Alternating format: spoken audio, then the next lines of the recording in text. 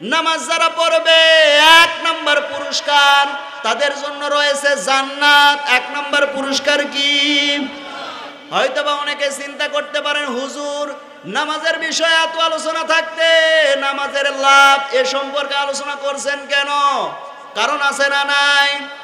আমরা যে দুনিয়াতে যে কোনো কাজ করি সে কাজ করার সময় কোনো একটা উদ্দেশ্য থাকে কিনা? এই যে এত সুন্দর করে প্যান্ডেলটা সাজানো হয়েছে এটা কেন?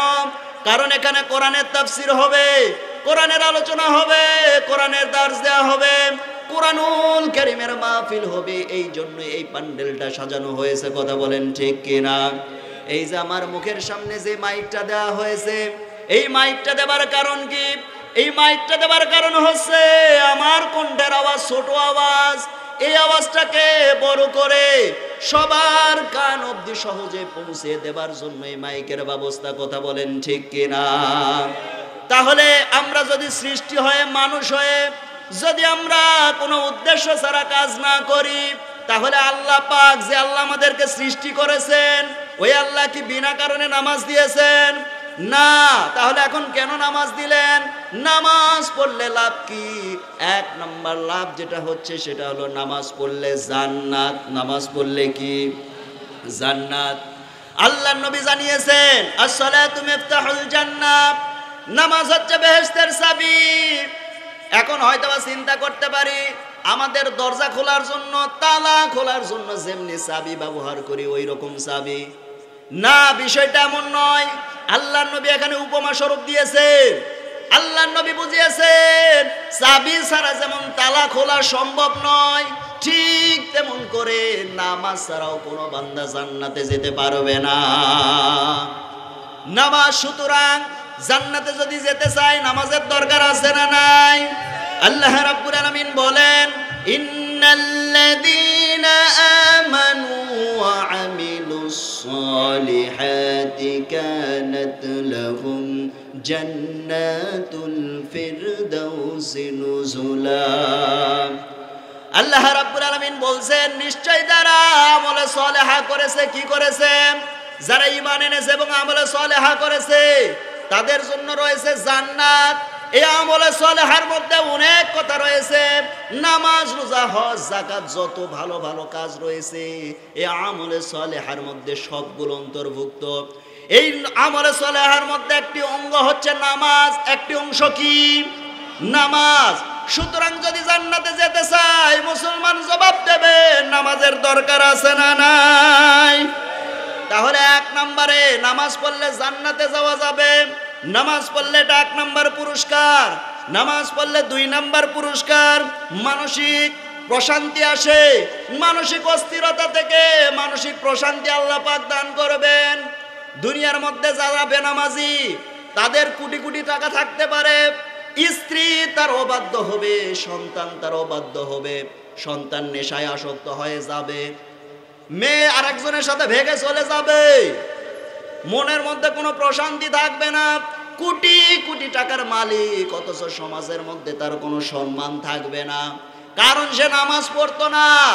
কিন্তু যারা নামাজ পড়ে তাদেরকে আপনি ডাক দিয়া বলবেন তার হাজারো বিপদ থাকুক এরপরও মানসিক প্রশান্তি আল্লাহ পাক দান করে দেন। পড়েন সুবহানাল্লাহ। আমার মুসলমান ভাইয়েরা, মাঝখানে যখন আলেম উলামাগণ নির্যাতনের শিকার ছিল তখন অনেক সময় অনেকে অনেক কথা বলতো যে নামাজ পড়লে নাকি খুব লাভ হবে। এই যে হুজুর রাজা জেলখানার মধ্যে আছে এর মানে কি হলো? হুজুর রাজা জেলের মধ্যে গিয়েছে, তাহলে লাভ কি হলো নামাজ পড়ে?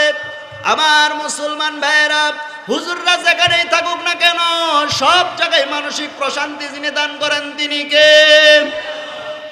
প্রিয় মুফাসসির যখন ছিলেন তার কারারক্ষী বাহিনীরা যারা ছিল তারা বলেছে হুজুর ঘরটাকে এত সুন্দর করে সাজায় রাখতেন যেন মনে হতো জান্নাতটাকে সাজায় রেখেছেন। পড়েন সুবহানাল্লাহ।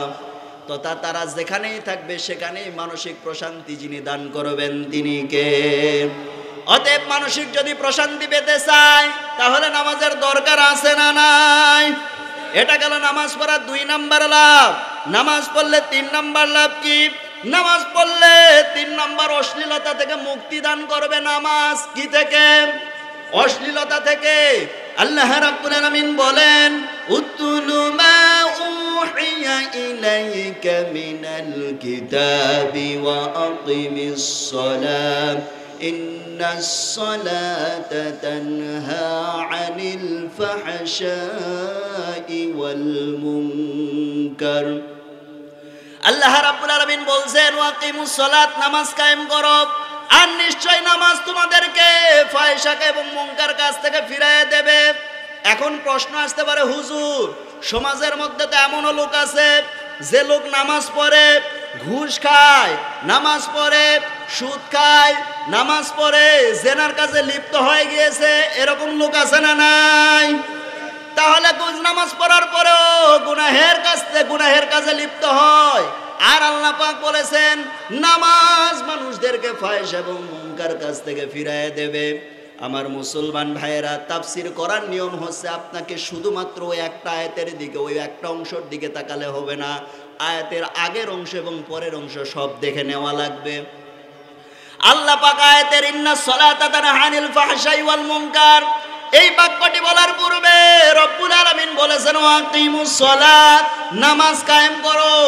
নামাজ শুধু আদায় করলে নয়, নামাজ যখন আপনি কায়েম করতে পারবেন, ওই কায়েমকৃত নামাজ আপনাকে ফাহিশ এবং মুনকার কাজ থেকে ফিরিয়ে দেবে। বলেন সুবহানাল্লাহ। আমার মুসলমান ভাইরা, এখন নামাজ কায়েম কাকে বলে জানার দরকার আছে না নাই? আমি যতগুলো তাফসীর পড়েছি, তাফসীরে তাফহিমুল কোরআন, তাফসীরে ফাতুল মাজিদ, তাফসীরে আবু বকর জাকারিয়া, তাফসীরে হাসানুল বায়ান, তাফসীরে ইবনে কাসির, তাফসীরে মাআরিফুল কোরআন, সব তাফসীরগুলো থেকে পড়ে পড়ে আমি নামাজ কায়েমের মোট 3টি অর্থ পেয়েছি। কয়টি অর্থ? নামাজ কায়েমের 1 নম্বর অর্থ, আপনি শুধু একা নামাজ পড়বেন এমনটা নয়, আপনার পরিবারের সদস্যকে নামাজের জন্য দাওয়াত দিয়ে ডেকে নিয়ে আসবেন। সমাজের মধ্যে এমন অনেক মুরব্বী আছে, দেখবেন ফজরের যখন নামাজে আসে, একা ফজরের নামাজে আসে, ছেলেকে ঘুমিয়ে রাখে, ডেকে আর তুলে না, আদরের সন্তান ঘুমিয়ে থাকুক। আবার কিছু কিছু মুরব্বী আছে, রমজান মাসে যদি ছেলের পরীক্ষা আসে, ছেলেকে রোজা রাখতে দেয় না। কেন রোজা রাখতে দেয় না? রোজা রাখলে নাকি রেজাল্ট খারাপ করবে। আচ্ছা মুসলমান জবাব দেবেন, রমজান মাসে যদি রোজা রাখে রেজাল্ট খারাপ হবে না ভালো হবে? আরো ভালো হবে। বরকত যিনি দেবেন তিনি কে? আল্লাহ পাক। আচ্ছা ধরলাম আপনার কথা, রোজা রাখার কারণে আপনার ছেলে পরীক্ষা রেজাল্ট খারাপ করবে, এই ভয় আপনার ছেলেকে রোজা রাখতে দিতেছেন না। আপনার ছেলেকে রোজা না রাখে পরীক্ষা দিল, রেজাল্ট ভালো করলো, ঠিক আছে মেনে নিলাম, সব ঠিক আছে, রেজাল্ট ভালো হয়েছে, কিন্তু চাকরি পেল না। লাভ আছে? কথা বলেন না কেন? লাভ আছে। বরকত যিনি দেবেন তিনি কে? আল্লাহ পাক। এই জন্য রমজান মাস আসলে ছেলে মেয়েদেরকে রোজা রাখার দরকার আছে না নাই? অনেক মুরব্বী আছে ফজরের সময় একাই উঠে আসে, ছেলেকে ডাকে না, আদরের সন্তান, ঘুম নষ্ট হবে এই জন্যে। অথবা শীতের সময় ঘুম জেগে, এই শীতের মধ্যে যদি ফজরের সালাতে আসে অসুস্থ হয়ে যাবে এই ভয়ে ডাক দেয় না। আচ্ছা মুরব্বী জবাব দেবেন, মনে করেন ওই ফজরের সময় আপনার বাড়িতে যদি আগুন লাগে আর আপনার আদরের সন্তান ঘুমিয়ে আছে, এমন সময় কি আপনি বলবেন বাবা তুমি ঘুমাও? বলবেন না? কে কথা বলবেন? তাহলে দুনিয়ার আগুন থেকে বাঁচানোর জন্য যদি আপনার সন্তানকে ফজরের সময় ডাকে উঠান মুরব্বী, তাহলে দুনিয়ার আগুন থেকে বাঁচানোর জন্য যদি ডাকে, জাহান্নামের আগুন থেকেও বাঁচানোর জন্য ডাকার দরকার আছে না নাই? অবশ্যই ডেকে উঠাবেন। তাহলে সন্তানকে দাওয়াত দেবেন নামাজের, স্ত্রী পরিবার সবাইকে নামাজের দাওয়াত দেবেন, এরপরে আত্মীয় স্বজন পাড়া প্রতিবেশী সবার মাঝে নামাজের যখন দাওয়াত দেবেন, সবাইকে নিয়ে যখন নামাজে আসতে পারবেন, এইটাকেই বলা হয়েছে নামাজ কায়েমের 1 নম্বর অর্থ। কয় নম্বর অর্থ? 1 নম্বর অর্থ। নামাজ কায়েমের 2 নম্বর অর্থ হচ্ছে রাষ্ট্রীয় পর্যায় থেকে আইন করে দিতে হবে, সবাইকে 5 ওয়াক্ত নামাজ জামাতের সাথে আদায় করতে হবে।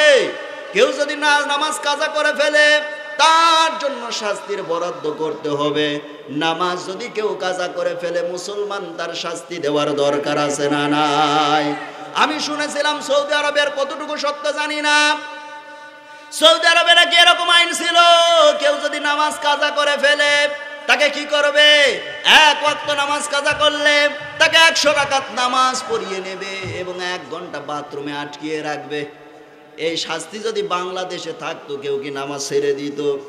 এই ফজরের সময় 1 ঘন্টা বাথরুমে আটকে থাকার ভয়ে মুয়াজ্জিনের আধা ঘন্টা আগে মসজিদে এসে বসে থাকতো।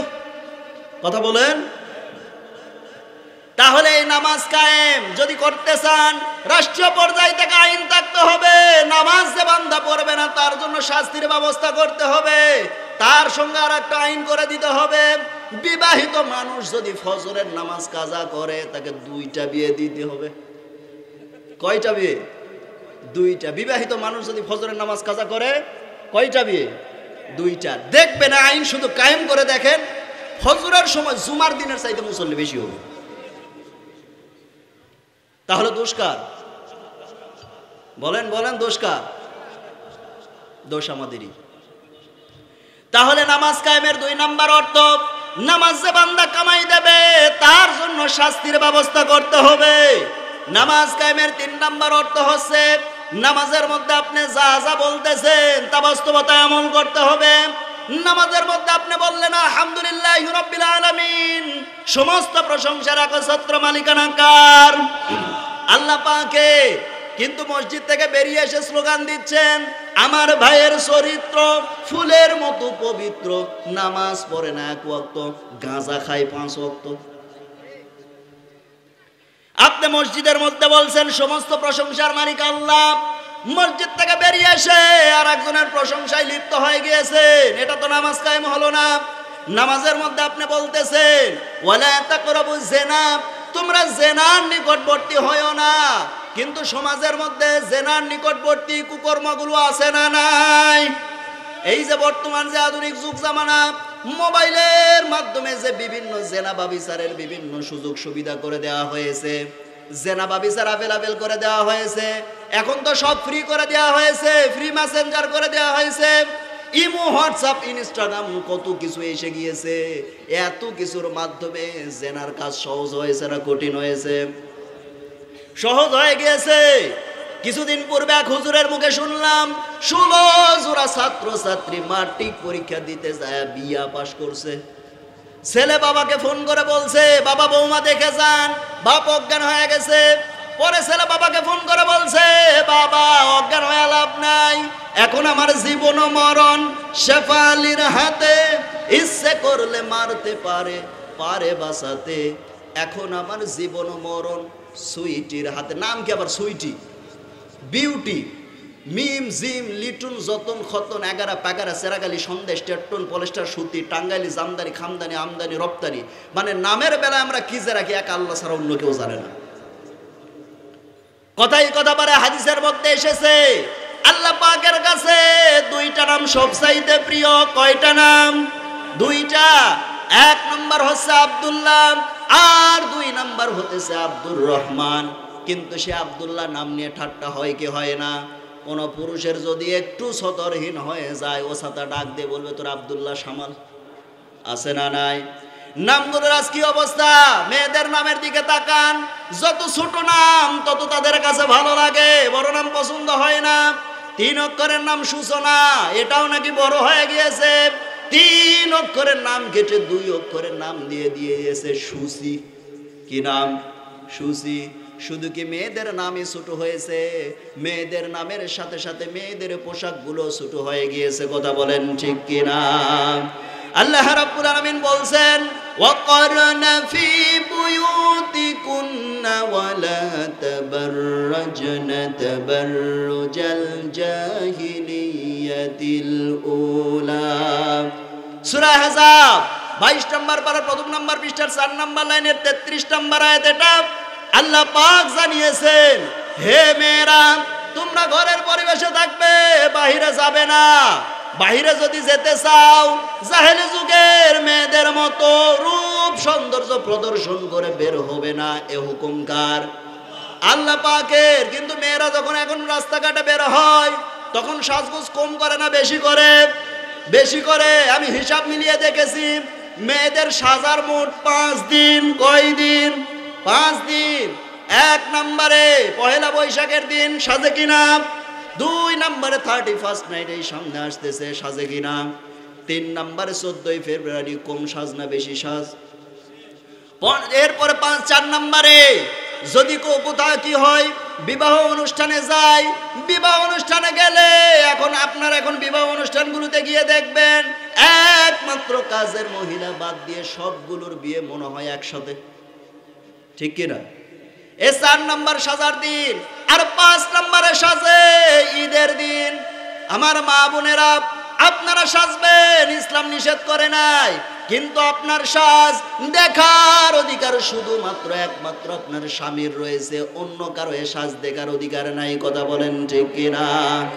আর একটা দিন মহিলারা সাজে, সেটা কোন দিন?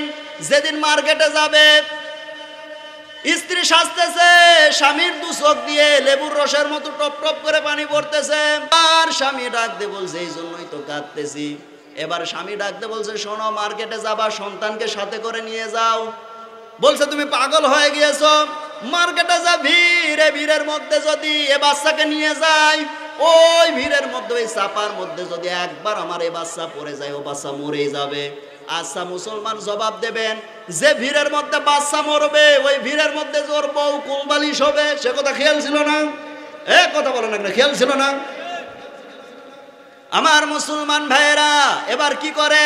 হাইব্রিড জাতের লিপস্টিক মেখে ডং ডং করে মার্কেটে যখন চলে যায়, যাওয়ার পরে একদম দোকানদারের সামনে গিয়ে বসবে, পায়ের উপর পা তুলে দিয়ে বসে ডাক দিয়ে বলবে, ভাইয়া একটা শাড়ি দেখানো যাবে কি? মানে এমন ভাবে বলবে, হরকত তানবিন তাসদিদ, মদ মাখরা সিফাত, বাগুন্না বেগুন্না ওয়াজিব গুন্না কোনোটা ভুল নাই, সব সহি শুদ্ধ আদায়। ভাইয়া একটা শাড়ি দেখানো যাবে কি? দোকানদার কম না, ও একখান শাড়ি বের করে নিজের গায়ে লটকাই দিয়ে বলতেছে, আপা এই শাড়িটা না আপনাকে দারুণ মানাবে। মানে ওটা আরেক লম্পট, ওইটা কি আরেক লুচ্চা। এগুলো সমাজে আছে না নাই? আবার অনেকে এমন আছে 40 বছর বয়স হয়ে যায়, এরপরও বিয়ে করতে চায় না। যদি বলেন বিয়ে করো না কেন? ভালো টাকা পয়সা ইনকাম করে, প্রবাসে থাকে না, দেশে থাকে না, দেশে থাকে না প্রবাসে থাকে, ভালো টাকা পয়সা ইনকাম করে, এরপরেও বিয়ে করে না। এরপরেও যদি বলা হয় যে বিয়ে করো না কেন, বলবে যে বিয়ে করে বউকে খাওয়াবো কি? আচ্ছা মুসলমান জবাব দেবেন, 40 বছর বয়সেও যে যুবক বিয়ে করে না, ও কি ঠিক আছে না বাইপাস মারে? কথা বলেন না কেন, কি করে? আমার মুসলমান ভাইরা, তাহলে আপনার নামাজের মধ্যে বলছেন ওয়ালা তাকরাবুজ জিনা, জিনার নিকটবর্তী হয়ো না। আর নামাজ থেকে বের হয়ে এসে জিনার কাছে লিপ্ত হয়ে যায়, এরকম বাটপার আছে না নাই? এরপর আপনি নামাজের মধ্যে বললেন ওয়াতিদাল কুরবা হাক্কা ওয়াল মিসকিন ওয়া ইবনাস সাবিল, এতিম মিসকিনের হক, আত্মীয় স্বজনের হক, সবার হক সঠিকভাবে বন্টন করতে হবে। আর আপনি নামাজ থেকে বেরিয়ে এসে সবার হক মেরে খেয়ে বসে আছেন, এরকম সিটার আছে না নাই? আপনি নামাজের মধ্যে বলছেন ওয়ালা তাকতুলু আওলাদাকুম খাশিয়াতা ইমলাকিন নাহনু নারযুকুহুম ওয়া ইয়াকুম ইন্না কতলাহুম কানা খিতান কাবীরা। আপনি নামাজের মধ্যে বললেন রিজিকের ভয়ে সন্তানকে হত্যা করো না। তাহলে যে কথা বলতেছিলাম, আপনি নামাজের মধ্যে বলতেছেন রিজিকের ভয়ে সন্তানকে হত্যা করো না, কিন্তু আমাদের সমাজে সন্তান হত্যার প্রক্রিয়া আছে না নাই? এখন যদি কোনো মহিলা গর্ভবতী হয়, ওই গর্ভবতী মহিলাকে চেকআপ করানোর জন্য নিয়ে যায়, চেকআপ করানোর পরে মেল না ফিমেল যদি দেখে ফিমেল, ও সাথে পেটের মধ্যে থেকে মেরে ফেলে, এরকম আছে না নাই? মনে রাখবেন এই বিষয়ে সমস্ত হক্কানি উলামায়ে কেরামগণ একই মতামত দিয়েছেন। এইভাবে যারা সন্তানকে হত্যা করেছেন, মনে রাখবেন হাসরের ময়দানে আপনাকে হত্যাকারীর কাতারে দাঁড়ানো লাগবে। কথা বলেন ঠিক কিনা? আমার মুসলমান ভাইরা, তাহলে সন্তান হত্যা করা যাবে না। আপনি নামাজের মধ্যে বললেন রিজিকের ভয়ে সন্তান হত্যা করা যাবে না, আর বাহিরে এসে ঠিকই করতেছেন। এরপর আপনি নামাজের মধ্যে বলছেন ওয়ালা তামশি ফিল আরদি মারহান ইন্নাকা লান তাখরিকাল আরদ ওয়া লান তাবলুগাল জিবালা তুলা। আপনি নামাজের মধ্যে বলছেন অহংকার করে চলা যাবে না, আর বাহিরে এসে বিশাল মোশান আছে না নাই? আমার চাইতে বড় আছে কে? টাকার অহংকার করে, সম্পদের অহংকার করে, রূপের অহংকার করে, ক্ষমতার অহংকার করে, আছে না নাই? অথচ সকল ক্ষমতার একচ্ছত্র মালিকানা কার? আল্লাহ পাকের। মানুষ যখন ক্ষমতা পায় তখন চতুর্দিকে দেখে ক্ষমতার ক্ষমতা, কি করবে হিসাব করে পায় না। সারা জীবন ক্ষমতায় টিকে থাকার জন্য সর্বাত্মক প্রচেষ্টা চালায়, দেশ যখন পাইছি আর ছাড়ব না, এই চেষ্টা চালাই কিনা? কথা বলে না কেন, চালাই কিনা? অথচ বিশ্বকবি কবি সম্রাট বলছেন, জায়গা জিলাগা নেকে লিয়ে দুনিয়া নেহি হে, এ আবরত কে যা হে তামাশা নেহি হে। দুনিয়া খেল তামাশা করার জায়গা নয়, ইতিহাস থেকে শিক্ষা নাও, পূর্বপুরুষদের দিকে তাকাও। আল্লাহর দিনের কর্মীদের গায়ে হাত লাগানোর কারণে বংশ সহ সাফ করে দিয়েছেন। বেয়াদবি করবে না, ভাগ্য চক্রে বেঁচে গিয়েছো। আল্লাহ চাহে তো তোমার আগামী 14 পুরুষদেরকে আল্লাহ পাক একই কায়দায় বিদায় করতে পারে। সম্মানিত হাজিরিন, তাহলে সকল ক্ষমতার একমাত্র মালিক কে? আল্লাহ পাক। আপনারা কি ভয় পাচ্ছেন নাকি? আওয়াজ এত আসতে কেন? আজকে মুসলমানদের আওয়াজ কম, আজকে মুসলমানদের হিম্মত ছোট। আজকে যদি আবারও মুসলমান খালিদ বিন ওয়ালিদের মতো, তারিক বিন জাহাদের মতো, মাহমুদ গজনবীর মতো, হুসাইন আহমদ মাদানির মতো আজকে যদি মাত্র 5 জন লোক সমবেত হতে পারি, আল্লাহর কসম দুনিয়ার সমস্ত বাতিল শক্তি মুসলমানদের পায়ে সেজদায় লুটিয়ে পড়তে বাধ্য। কথা বলেন ঠিক কিনা? কিন্তু আজকে আমাদের সেই মুখের আওয়াজ, সেই বুকের হিম্মত, সেই ইমানি তাগতি, ইমানি চেতনা, ইমানি উদ্দীপনা, সেই অটল অবিচল সেই দানবীর আজকে আমাদের মধ্যে অভাব। যার কারণে আজকে আমেরিকারা আমাদের মুসলিমদের উপর তাকানোর ক্ষমতা রাখে, যার কারণে আজকে ইসরায়েল প্যালেস্টাইন মুসলিমদের উপর হামলা করার সাহস পায়। ও মুসলমান, এসে যাও, আবার খালিদ বিন ওয়ালিদের ভূমিকা আবার পালন করো। আল্লাহর কসম, এক আমেরিকা নয়, এক ইসরায়েল নয়, লক্ষ আমেরিকা ইসরায়েল আসলো মুসলমানদের উপর হামলা করা তো দূরের কথা, চোখ তুলেও তাকানোর সাহস পাবে না। কথা বলেন ঠিক কিনা? সম্মানিত হাজিরিন,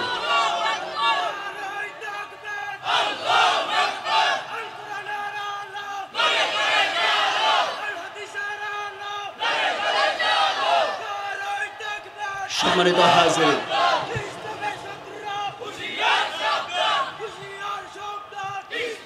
আল্লাহ সকলকে কবুল করুন, পড়ুন আমিন। যে কথা বলতেছিলাম, তাহলে নামাজের মধ্যে আমি বলতেছি অহংকার করা যাবে না, ঠিক তেমন করে সমাজের মধ্যে কোনো প্রকার অহংকার করা যাবে আমার মুসলমান ভাইরা। কিন্তু অহংকারই আছে না নাই? এখন অহংকার থেকে বাঁচার জন্য কি করতে হবে? আল্লাহ নবী সেইটাও শিখিয়েছেন। ও আমার উম্মতেরা, তোমরা যদি অহংকার মুক্ত থাকতে চাও তাহলে কি করো? মানুষকে আগে আগে সালাম দাও। আমাদের সমাজে কি সালামের প্রক্রিয়া আছে? সালামের প্রক্রিয়া নাই। এখন আমরা কি করি? সালামি তো দেই না মানুষকে, পরিচিত লোক ছাড়া সালামি দিতে চাই না। কথা বলেন ঠিক কিনা? পরিচিত লোক ছাড়া যে আমরা সালাম দিতে চাই না, এটা আমাদের জন্য কত বড় মহামারী আপনারা জানেন না। অথচ আল্লাহর নবীর আদর্শ কেমন ছিল? হযরত আয়েশা সিদ্দিকা বলেন, আমি নবীজির প্রাণপ্রিয় স্ত্রী হওয়ার পরেও আমি নবীজিকে আগে কখনো সালাম দিতে পারতাম না। আমি নবীজিকে আগে সালাম দেবার পূর্বে নবীজি কখন আমাকে সালাম দিতেন আমি আয়েশা টের পেতাম না। পড়েন সুবহানাল্লাহ। আল্লাহর নবীর একজন সাহাবী আল্লাহর নবীকে আগে কখনো সালাম দিতে পারেন নাই, বারবার চেষ্টা করেন, এরপরেও পারেন না। সাহাবীর মনের মধ্যে একদিন জিদ চাপলো, আজকে যেমন করে হোক আল্লাহর নবীকে আমি আগে সালাম দেব। আমার নবীজিকে দূর থেকে আসতে দেখে সাহাবী একটা মোটা বৃক্ষের আড়ালে দাঁড়ায় গেলেন। আমার নবীজি যখন কাছাকাছি চলে আসলেন, সাহাবী কি করলেন? মোটা বৃক্ষের আড়াল থেকে বের হয়ে আমার নবীজিকে উদ্দেশ্য করে তিনি আচমকা সালাম দিচ্ছেন, আসসালামু আলাইকা ইয়া রাসূলুল্লাহ। আমার নবীজি সালামের জবাব দিলেন, মুস্কি মুস্কি হাসি মেরে বলছেন, সাহাবীরে এই রকম কৌশল করে আগে সালাম দিলে কিন্তু সওয়াব পাবা না, সওয়াব পাবা না। সালাম যদি দিতে চাও সামনাসামনি আসো। কত বড় বাপের বেটা হয়েছে। এই পৃথিবীতে মাত্র একজন ব্যক্তিকে পাসপোর্টে আর সাহায্যের ভিসা দেওয়া হয়েছিল, তিনি হলেন মুহাম্মাদুর রাসূলুল্লাহ সাল্লাল্লাহু আলাইহি ওয়াসাল্লাম। সেই রাসূলকে নিয়েও ষড়যন্ত্র আছে না নাই? অত্যন্ত আফসোসের সাথে বলতে হয়, প্রিয় মুফাসসির একটি কথা বলেছিলেন, বরবাদ গুলিস্তান কে লিয়ে কি উল্লু কাফি হ্যায়, লেকিন গুলিস্তান কো হাট শাট পর উল্লু বাইঠে হ্যায়, ফির আনজাম নে গুলিস্তান কো ক্যা হোগা।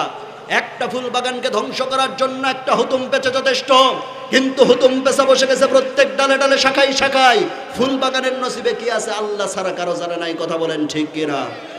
আপনারা হিসাব মিলায় দেখেন, বাংলাদেশে যে রেল লাইন দেখতেছি এটা কাদের অবদান? এটা হলো ব্রিটিশদের অবদান। এরপর আমরা যেটা দেখতেছি ঢাকা ইউনিভার্সিটি, এটা কাদের অবদান? এটাও ব্রিটিশদের অবদান। এরপরে চট্টগ্রাম ইউনিভার্সিটি, রাজশাহী ইউনিভার্সিটি, এগুলো কাদের অবদান? এগুলো পাকিস্তানদের অবদান। তাহলে আমরা তাদেরকে দেশ থেকে তাড়ালাম কেন? তাদেরকে দেশ থেকে তাড়ানোর কারণ হচ্ছে তারা দেশের যা উন্নতি করেছে তার 4 গুণ সম্পত্তি দেশ থেকে তাদের দেশে নিয়ে গিয়েছে। কথা বলেন ঠিক কিনা? ঠিক তেমন করে বর্তমান সময় এক শ্রেণীর লোক বলছে আমরা রাস্তা করেছি, আমরা ঘরে ঘরে বিদ্যুৎ পৌঁছেছি, আমরা কালভার্ট করেছি, আমরা ব্রিজ করেছি, আরো অনেক অনেক উন্নতি করেছি। কিন্তু একদা অধিবালকের মতো স্পষ্ট তারা দেশের যা উন্নতি করেছে তার 10 গুণ সম্পত্তি দেশ থেকে বিদেশে পাচার করে নিয়ে গেছে। কথা বলেন ঠিক কিনা? অনেকে দেশপ্রেম দেখাচ্ছে, অনেকে কি দেখাচ্ছে? দেশপ্রেম। আমরা দেশের জন্য জীবন দেব, আমরা দেশকে, আমার বাবা দেশ স্বাধীন করে নিয়ে এসেছে। দেশপ্রেম দেখাচ্ছে, দেশের জন্য সব করবে। দেশকে তারা নাকি খুব ভালোবাসে, অথচ কি করেছে? তারা যে শার্ট পরেছে বিদেশি, প্যান্ট পরেছে বিদেশি, মোজা বিদেশি, জুতা বিদেশি, হাতে ঘড়ি পরে বিদেশি, সানগ্লাস পরেছে বিদেশি, ব্রাশ পেস্ট বিদেশি, ও ছাতা বউও বিদেশি। আছে না নাই? আর দেশপ্রেম দেখাচ্ছে। কি দেখাচ্ছে? দেশপ্রেম। দেশের জিনিসই পছন্দ হয় না, দেশপ্রেম দেখায়। এই কুলাঙ্গারদের থেকে আল্লাহ পাক দেশকে পুরোদমে হেফাজত করুন, পড়ুন আমিন। সম্মানিত হাজিরিন, যে কথা বলতেছিলাম, নামাজের মধ্যে আমি যা যা বলবো বাস্তবতায় সেগুলো আমল করার দরকার আছে না নাই? আপনি যখন সেটা করতে পারবে, নামাজের মধ্যে আপনি যেটা বলছেন, আল্লাহ পাক যেখানে বলেছেন ইন্নাস সালাতা তানহা আনিল ফাহশাই ওয়াল মুনকার, আল্লাহ পাক বলেছে নামাজ ফাহশা এবং মুনকার কাছ থেকে ফিরিয়ে দেবে। নামাজ যখন আপনি কায়েম করবেন তথা আপনি নামাজের মধ্যে যা যা বলতেছেন, নামাজের মধ্যে বললেন সুদ খাওয়া যাবে না, সমাজে আপনি সুদ খাইলেন না। নামাজের মধ্যে আপনি বললেন জেনা করা যাবে না, সমাজের মধ্যে আপনি জেনা করলেন না। নামাজের মধ্যে আপনি বলতেছেন চুরি করা যাবে না, ব্রিজের মধ্যে রডের পরিবর্তে বাঁশ দেওয়া যাবে না। নামাজের মধ্যে আপনি পড়লেন আর নামাজ ছেড়ে এসে আপনি চুরি করলেন না। এখানেই বোঝা গেল নামাজ যখন আপনি কায়েম করতে পারবেন, নামাজ তখন এমনি এমনি আপনাকে ফাহিশ এবং মুনকার কাছ থেকে ফিরিয়ে দেবে। কথা বলেন ঠিক কিনা? আমার মুসলমান ভাইয়েরা, তাহলে নামাজ পড়ার 3 নাম্বার লাভ, নামাজ মানুষদেরকে ফাহিশ এবং মুনকার কাছ থেকে ফিরিয়ে দেয়। নামাজ পড়লে 4র্থ নাম্বার লাভ কি? নামাজ মানুষকে, মানুষের পূর্বের সব গুনাহ মাফ করে দেয়। কি মাফ করে দেয়? পূর্বের গুনাহ মাফ করে দেয়। বান্দা যখন মসজিদের মধ্যে প্রবেশ করে, বান্দার কাছ থেকে সমস্ত গুনাহগুলো ফেরেশতারা নিয়ে মসজিদের দরজার সামনে দাঁড়িয়ে থাকে। বান্দা যখন নামাজ শেষ করে, নামাজের মধ্যে যখন বান্দা আল্লাহর কাছে তওবা করেছে, ক্ষমা চেয়েছে, নামাজ পড়ে যখন বান্দা মসজিদ থেকে বের হবে, তখন ফেরেশতারা আল্লাহকে বলবে, আল্লাহ, এ বান্দা তো নামাজের মধ্যে ক্ষমা চাইলো, এখন আমি কি করব? গুনাহগুলো কি দিব না মাফ করে দেব? আল্লাহ ডাক দিয়ে বলবেন, ও ফেরেশতারা, যেহেতু ওই বান্দা আমার কাছে মাফ চেয়েছে, সুতরাং তোমরা ওই বান্দার সমস্ত গুনাহগুলোকে নেকি হিসেবে কবুল করে নাও। পড়েন সুবহানাল্লাহ। তবে হ্যাঁ, এটা কিন্তু সগীরা গুনাহ, এটা কিন্তু কবিরা গুনাহ নয়। অন্যের সম্পত্তি মেরে খেয়ে বসে আছেন, ও গুনাহ মাফ হবে না। যার কাছে অপরাধ করেছেন তার কাছে ক্ষমা চাইতে হবে অপরাধের জন্যে। যার সম্পত্তি মেরে খেয়েছেন তার কাছে ক্ষমা চাইতে হবে। এ গুনাহ সগীরার গুনাহ। কি গুনাহ? সগীরা গুনাহ। তাহলে নামাজ পড়লে 4 নাম্বার যেটা লাভ, গুনাহ মাফ হবে। 5 নাম্বার, মুহাম্মদ সাল্লাল্লাহু আলাইহি সাল্লামের সাথে হওয়া যাবে এমন সৌভাগ্য আমরা চাই কি চাই না? 6 নাম্বারে মর্যাদা বৃদ্ধি পাবে। কি বৃদ্ধি পাবে? মর্যাদা বৃদ্ধি পাবে। হাসরের ময়দানে রব্বুল আলামিন নামাজীদেরকে আলাদা মর্যাদা দান করবেন। কি মর্যাদা দান করবেন? আলাদা মর্যাদা দান করবেন। হযরত আয়েশা সিদ্দিকা একদিন আল্লাহর নবীকে বললেন, ইয়া রাসূলুল্লাহ, ইয়া হাবিবাল্লাহ, আপনি হাসরের ময়দান থেকে আপনার উম্মতদেরকে চিনবেন কি করে? আল্লাহর নবী ডাক দিয়ে বললেন, ওরে আয়েশা, একটা উন্মুক্ত ময়দানে যদি কতগুলো ঘোড়া ছেড়ে দেওয়া আছে, এর মধ্য থেকে কপালে চিহ্নিত কিছু ঘোড়াকে যদি তোমার বের করতে বলা হয়, তুমি কি পারবে না? হযরত আয়েশা সিদ্দিকা বললেন, হ্যাঁ রাসূল, পারবো। আল্লাহ নবী বললেন, ঠিক তেমন করে হাসরের ময়দানেও আমার উম্মতদের কপালে চেহারার মধ্যে চিহ্ন থাকবে, সেই চিহ্ন দেখে দেখে আমি আমার উম্মতদেরকে চিনে নেব। পড়েন সুবহানাল্লাহ। তার মানে হাসরের ময়দানে রব্বুল আলামিন মর্যাদা বৃদ্ধি করে দেবেন। 7 নম্বরে হাসরের ময়দানে তারা চিহ্নিত হবে। কি হবে? চিহ্নিত হবে। আমরা যখন ওযু করি, ওযু করার সময় কি করি? পানি যখন এই অবধি ধুয়ে ফেলছি, এই অবধি যখন ধুয়ে ফেললাম, ধোয়ার পরে কি হলো? এরপরে মাথা মাসা করলাম, পা ধুয়ে ফেললাম।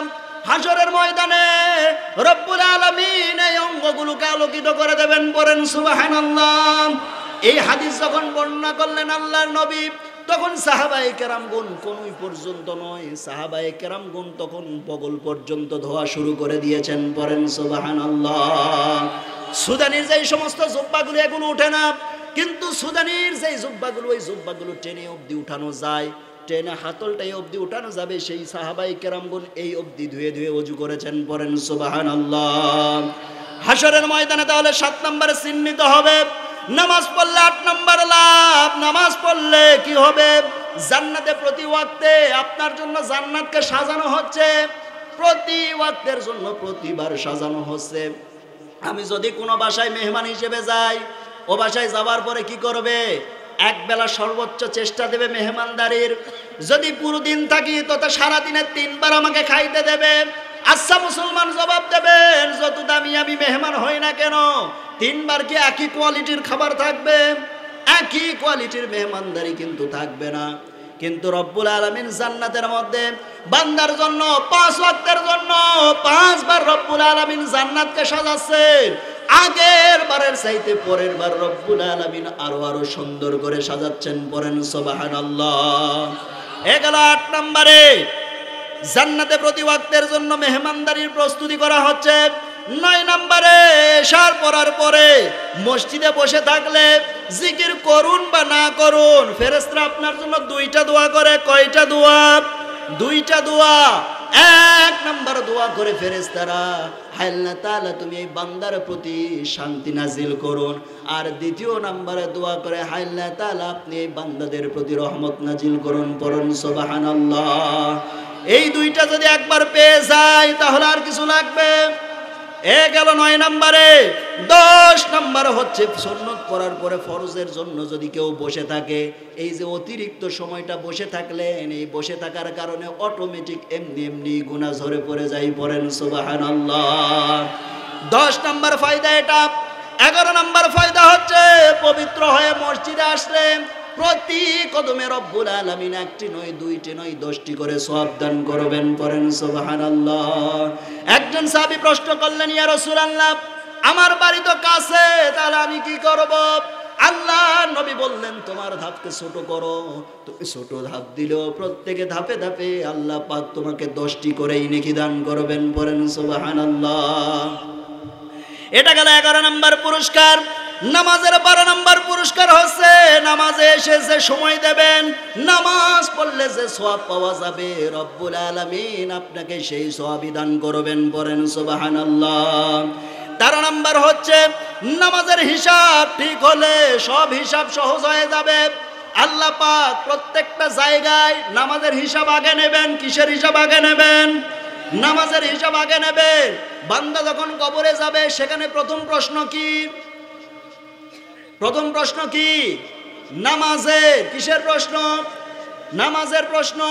কিছু প্রশ্ন হবে সরাসরি মৌখিক, আর কিছু কিছু প্রশ্ন হবে আধ্যাত্মিক। কিসের প্রশ্ন? আধ্যাত্মিক, অন্তরের প্রশ্ন। মুমিন বান্দারা যখন কবরের মধ্যে থাকবে, ফেরেশতারা এসে যখন ডেকে তুলবে, ডেকে তোলার সাথে সাথে মুমিন বান্দারা কি বলবে? আমাকে তাড়াতাড়ি পানি দাও, আমার আসরের নামাজটা মনে হয় ছুটে গেল, তাড়াতাড়ি তুমি আমাকে পানি দাও, আমি আসরের নামাজ পড়ব। আর কাফের বান্দারা কি এটা করবে? করবে না। বেনামাজিরা এটা করবে না। নামাজিরা তাড়াহুড়ো করবে, ফেরেশতারা আমাকে পানি দাও। ফেরেশতা বলবে না, বলবে যে তোমরা আমাকে পানি দাও, আমি ওয়াজু করব, আমার আসরের নামাজটা মনে হয় চলেই গেল। তাহলে বোঝা গেল কবরের মধ্যে সর্বপ্রথম প্রশ্ন কি? নামাজে। এরপর আউয়ালু মা ইউহাসাবু বিহিল আবদু ইয়াউমাল কিয়ামাতিস সালাহ। হাসরের ময়দানে তো সরাসরি আল্লাহর নবী ঘোষণা করে দিয়েছেন, আল্লাহর নবী জানিয়েছেন হাসরের ময়দানে সর্বপ্রথম প্রশ্ন করা হবে নামাজের প্রশ্ন। করেন সুবহানাল্লাহ।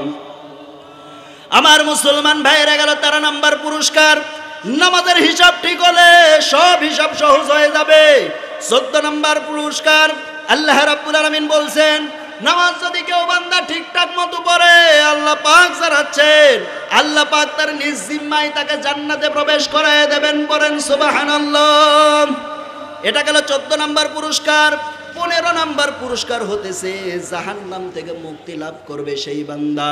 কি কোথায় থেকে লাভ করবে? জাহান্নাম থেকে মুক্তি লাভ করবে। জান্নাতীরা যখন জান্নাতে থাকবে আর জাহান্নামীরা যখন জাহান্নামের গর্তের মধ্যে পড়ে আছে, এমন সময় আল্লাহ পাক একটা লাইভ প্রোগ্রাম করবেন। কি প্রোগ্রাম? লাইভ প্রোগ্রাম, সরাসরি সম্প্রচার। জান্নাতীরা জাহান্নামীদেরকে দেখবে, জাহান্নামীরা জান্নাতীদেরকে দেখবে, একজন আর একজনের সঙ্গে কথা বলতে পারবে। জান্নাতীরা জাহান্নামীদেরকে জিজ্ঞেস করবে মা সালাকাকুম ফি সাকার ক্বালু লাম নাকু মিনাল মুসাল্লিন। জিজ্ঞেস করবে ওহে বান্দারা তোমরা সাকর নামক দুজকে কেন এসেছো? এ প্রশ্ন করার সাথে সাথে জাহান্নামীরা উত্তর দিবে লাম নাকু মিনাল মুসাল্লিন, আমরা দুনিয়াতে নামাজি ছিলাম না। কি ছিলাম না? নামাজি ছিলাম না। তার মানে বোঝা গেল নামাজ বান্দাদেরকে জাহান্নাম থেকে মুক্তি দিয়ে জান্নাতে নিয়ে আসবে। পড়েন সুবহানাল্লাহ। এ গেল পুরস্কার 15 নাম্বার। 16 নাম্বার পুরস্কার, আলোকিত করে কালুকে। কাদেরকে আলোকিত করে? কালুকে। আল্লাহর নবী একদিন এক কালু সাহাবীকে দেখে বললেন ওহে সাহাবী তুমি তো কোনোদিনও জান্নাতে যেতে পারবে না। কালুকে বলছে কালু সাহাবী তুমি কালু চেহারা নিয়ে জান্নাতে যেতে পারবে না। একজন মুরব্বীকে ডাকতে বলছেন মুরব্বী আপনি বৃদ্ধ বয়স নিয়ে জান্নাতে যেতে পারবেন না। এ কথা বলার সাথে সাথে মুরব্বীও কান্না শুরু, কালুও কান্না শুরু, দুজনে কান্না শুরু। আল্লাহ নবী ডাকতে বলছেন ওহে মুরব্বী বৃদ্ধ আপনি কান্নাকাটি করবেন না, কারণ আপনি যখন জান্নাতে যাবেন তখন আপনি বয়োবৃদ্ধ থাকবেন না, আপনি 35 বছরের যুবক হয়ে যাবেন। পড়েন সুবহানাল্লাহ। আবার এইদিকে কালো সাহাবীকে ডাক দিয়ে বলছেন ওহে সাহাবী তুমি কান্নাকাটি করো না, তুমি যখন জান্নাতে যাবে রব্বুল আলামিন তোমার চেহারাটাকে পূর্ণিমার চাঁদের চাইতেও বেশি উজ্জ্বল করে দেবেন। পড়েন সুবহানাল্লাহ। এই 16টা পুরস্কার আমি পেয়েছি কোরআন হাদিস থেকে যতটুকু পেরেছি পড়াশোনা করে। নামাজ পড়লে রব্বুল আলামিন এই 16টি পুরস্কার দেবেন। এই 16টি পুরস্কার আমরা পেতে চাই কি চাই না? কথা বলেন না কেন, পেতে কি চাই কি চাই না? আমার মুসলমান ভাইয়ের এই 16টি পুরস্কার যদি পেতে চায় তাহলে 5 ওয়াক্ত নামাজের দরকার আছে না নাই? আমার মুসলমান ভাইয়ের আমরা যে 5 ওয়াক্ত নামাজ পড়ব এই 5 ওয়াক্ত নামাজিদেরকে নিয়ে আমি গবেষণা করতে গিয়ে ইমাম ইবনুল কাইয়্যিম রাহমাতুল্লাহি আলাইহি ওনার লিখিত একটি কিতাব আল ওয়াবিলুস সাইয়্যুব, এই গ্রন্থের মধ্যে আমি 5 প্রকার নামাজি পেয়েছি। কয় প্রকার? কথা বলেন না কেন, কয় প্রকার? 5 প্রকার নামাজি পেয়েছি। 1 নম্বরে নামাজি হচ্ছে মুআকাব, শাস্তিপ্রাপ্ত নামাজি। কি নামাজি? শাস্তিপ্রাপ্ত নামাজি। কি নামাজি? শাস্তিপ্রাপ্ত নামাজি। এটা আবার কোন নামাজি? মাঝে মধ্যে নামাজ পড়ে আবার মাঝে মধ্যে ছেড়ে দেয়, এরকম নামাজি আছে না নাই? এই যে মাঝে মধ্যে পড়ে আবার মাঝে মধ্যে ছেড়ে দেয়, এই নামাজিদেরকে না গবেষণা করতে নিয়া আমি আবার 5 প্রকার এদেরকে পেয়েছি। এদের মধ্যে থেকে আবার 5 প্রকার মাঝে মধ্যে পড়ে মাঝে মধ্যে ছেড়ে দেয়। এদের মধ্যে কয় প্রকার? কথা বলেন, কয় প্রকার? 5 প্রকার। 1 নম্বরে বার্ষিক নামাজি। কি নামাজি? বার্ষিক নামাজি। আচ্ছা আপনাদের আওয়াজ এত কম কেন? এখানে বিবাহিত কারা আছেন একটু হাত তোলেন তো। বিবাহিত যারা আছেন, ছোট বাচ্চা হাত তোলেন কেন? বিয়ে করছে? বিবাহিত যারা আছেন তারা হাত তোলেন।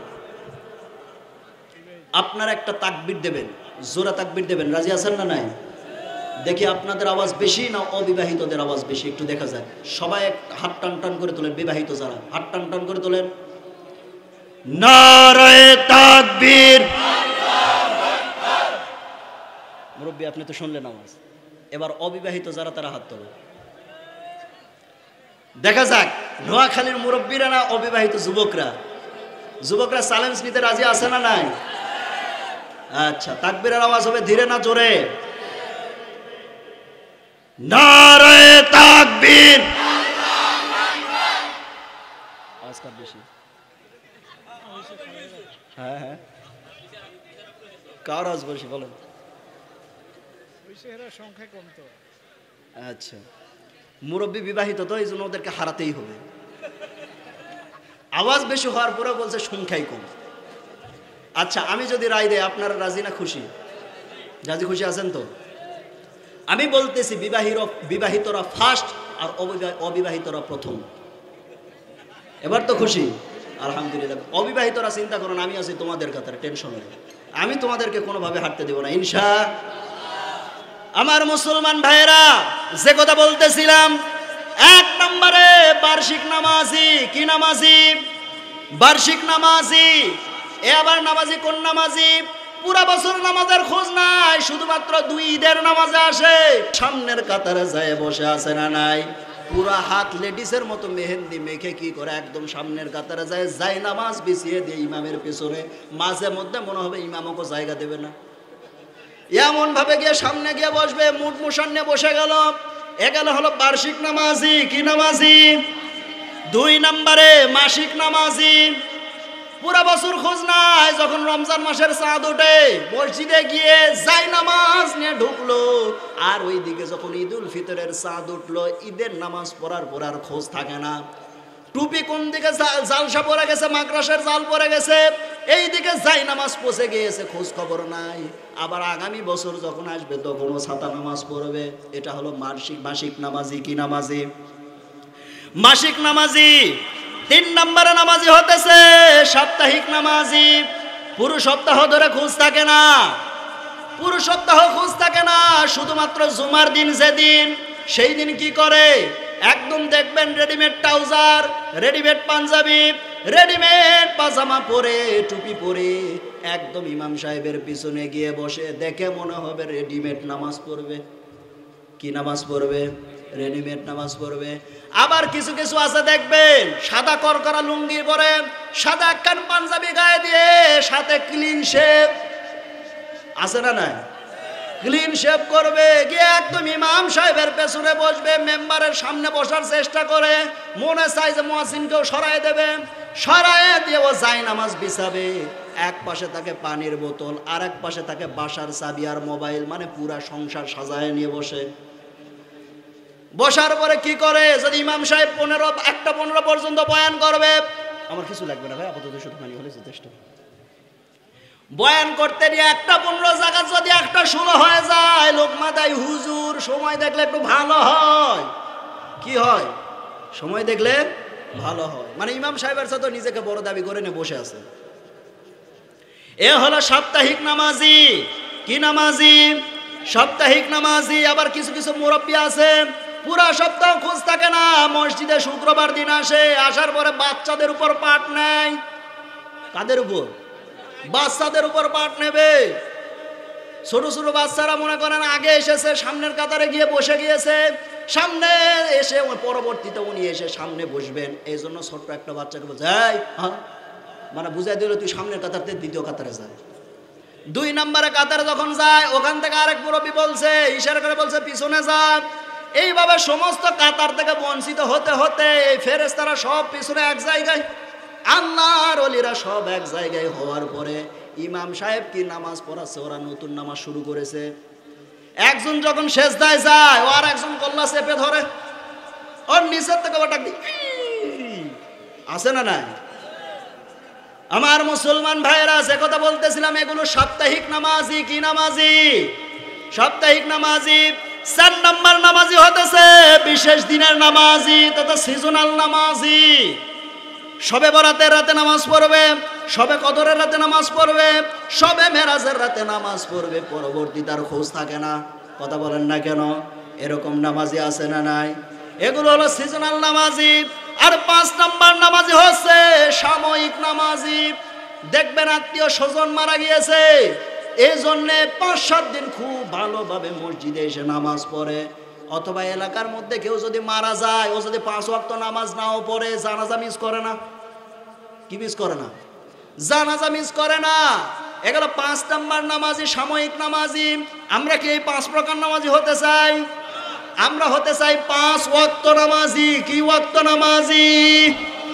5 ওয়াক্ত নামাজি হতে চায়, যে কথা বলছিলাম 1 নম্বরে ইমাম ইবনুল কাইয়্যিম রাহমাতুল্লাহি আলাইহি বলছেন এই নামাজি হচ্ছে মুআক্কাব, শাস্তিপ্রাপ্ত নামাজি, মাঝে মধ্যে পড়ে মাঝে মধ্যে ছাড়ে। 2 নম্বরে মুহাসাব তথা মনোযোগহীন নামাজি, ত্রুটিপূর্ণ নামাজি, মনোযোগিতার সাথে নামাজ আদায় করে না, এরকম নামাজি আছে না নাই? নামাজের মধ্যে দাঁড়িয়ে উপর দিকে সে ফান গুনে কয়টা ফান ঘুরতেছে। আবার নামাজের মধ্যে আল্লাহর ওয়াস্তে যদি পায়ের উপর কোন একটা মশা পড়ে ফটাস করে মারবে, ইমাম সাহেব পর্যন্ত চমকে ওঠে যে করলো কি, মানে মশার গোষ্ঠী শুদ্ধা সাফ করে ফেলবে। এটা কি নামাজের মধ্যে মনোযোগ থাকলো? নামাজের মধ্যে মনোযোগ থাকলো না। সেদিন এক মসজিদে গিয়েছিলাম নামাজ পড়তে, ও সাথে নামাজ পড়তে গিয়া কি হয়েছে, নামাজ পড়তে নেই, নামাজের মধ্যে ঝামেলা, মোবাইলের মধ্যে রিংটোন বাজতেছে। কি বাজতেছে? রিংটোন বাজতেছে। আমার মুসলমান ভাইয়েরা, এই জন্য নামাজ যখন পড়ব মনোযোগিতার সাথে না মনোযোগহীন, মনোযোগিতার সাথে নামাজ পড়তে হবে। আল্লাহ রাসূল সাল্লাল্লাহু আলাইহি সাল্লামের এক একজন সাহাবী এক এক গুণে গুণান্বিত ছিলেন, কিন্তু আল্লাহর নবীর প্রাণপ্রিয় সাহাবী হযরত আলী রাদিয়াল্লাহু তাআলা আনহু সম্পর্কে আল্লাহর নবী বলেছেন আমার এক একজন সাহাবী এক এক গুণে গুণান্বিত, কিন্তু আমার আলীর মধ্যে বিশেষ একটা গুণ হচ্ছে আমার আলীর যতটা মনোযোগ দিয়ে নামাজ আদায় করতে পারবে আমার আলীর মতো কেউ মনোযোগিতার সাথে নামাজ আদায় করে নাই। পড়েন সুবহানাল্লাহ। হযরত আলী এতটা মনোযোগিতার সাথে নামাজ আদায় করতেন। একদিন এক ইহুদির মধ্যে মনের মধ্যে প্রশ্ন জাগলো, আলী কিভাবে নামাজের মধ্যে মনোযোগিতার সাথে নামাজ পড়ে, নামাজের মধ্যে কিভাবে মনোযোগ রাখে, আজকে আমি গিয়ে ওর মনোযোগ নষ্ট করে ফেলবো। এরকম কিছু শয়তান আছে না নাই, মানুষের নামাজের মধ্যে ডিস্টার্ব করে। ওই ইহুদি মাথার মধ্যে প্যাঁচ চলে আসলো। ইহুদিদের বুদ্ধি কম না বেশি? ওদের মাথার মধ্যে প্যাঁচ বেশি, ওদের মাথার মধ্যে প্যাঁচ বেশি। হযরত আলী এক সময় নামাজে দাঁড়াবেন, এমন সময় এক ইহুদি এসে প্রশ্ন করতেছে, ওরা আলী তুমি একটু বলো তো কোন কোন প্রাণী ডিম দেয় আর কোন কোন প্রাণী বাচ্চা দেয়? কি দেয়? ডিম দেয় আর বাচ্চা দেয়। আমরা হলে কি বলতাম? মানুষ বাচ্চা দেয়, গরু বাচ্চা দেয়, ছাগল বাচ্চা দেয়, হাঁস ডিম দেয়, মুরগি ডিম দেয়, সাপ ডিম দেয়, এবার বলতাম কিনা? কিন্তু হযরত আলী এক বাক্যে উত্তর দিয়ে দিলেন কোন কোন প্রাণী ডিম দেয় আর কোন কোন প্রাণী বাচ্চা দেয়। আমার মুসলমান ভাইরা, এবার তিনি উত্তরে বললেন যেই সমস্ত প্রাণীর কান শরীরের ভিতরে ওই সমস্ত প্রাণী ডিম দেয়, আর যেই সমস্ত প্রাণীর কান শরীরের বাহিরে সেই সমস্ত প্রাণী বাচ্চা দেয়। এই বলে আল্লাহু আকবার বলে তিনি নামাজ শুরু করে দিলেন। এবার ইহুদি নিজেই গণনা শুরু করে দিয়েছে, মানুষের কান বাহিরে বাচ্চা দেয়, হাঁসের কান ভিতরে ডিম দেয়, ছাগলের কান বাহিরে বাচ্চা দেয়, মুরগির কান ভিতরে ডিম দেয়, গরুর কান বাহিরে বাচ্চা দেয়, সাপের কান ভিতরে ডিম দেয়। সুবহানাল্লাহ বলবেন না? এই জন্য নামাজের মধ্যে যখন নামাজ আমরা পড়ব মনোযোগ কম দিয়া পড়ব না, বেশি দিয়া পড়ব? বেশি দিয়া পড়তে হবে। আমার মুসলমান ভাইরা, আমি নামাজের মধ্যে মনোযোগ ফেরানোর জন্য যতদূর পর্যন্ত পেরেছি পড়াশোনা করে এবং বাস্তবতার আলোকে আমি কয়েকটা নামাজের মধ্যে মনোযোগ রাখার জন্য কয়েকটা আমল আমি নিয়ে এসেছি, বলবো। নামাজের মধ্যে মনোযোগ ফেরানোর 1 নম্বর আমল হচ্ছে অগ্রিম প্রস্তুতি রাখা। কি প্রস্তুতি? অগ্রিম প্রস্তুতি রাখা। আমার যখন যেমন নিয়ত ছিল আমি আজকে এসে নওগাঁ থেকে ঢাকা এসে ফজর পড়ব, ঢাকা থেকে কুমিল্লা এসে জোহর পড়ব, এরপরে এখানে আপনাদের যে কি বলে মাইজদি বাজার, এখানে এসে আসর পড়ব, আর এখানে এসে মাগরিব পড়ব, জায়গায় জায়গায় পড়ে ফেলেছি। এটা হলো অগ্রিম প্রস্তুতি। কি প্রস্তুতি? অগ্রিম প্রস্তুতি। এইভাবে যদি আমরা প্রস্তুতিতে নামাজ পড়তাম নামাজের মধ্যে মনোযোগ আসতো কিনা? অবশ্যই আসতো। কিন্তু আমরা নামাজের মধ্যে মনোযোগ রাখার জন্য অগ্রিম প্রস্তুতি নেই না।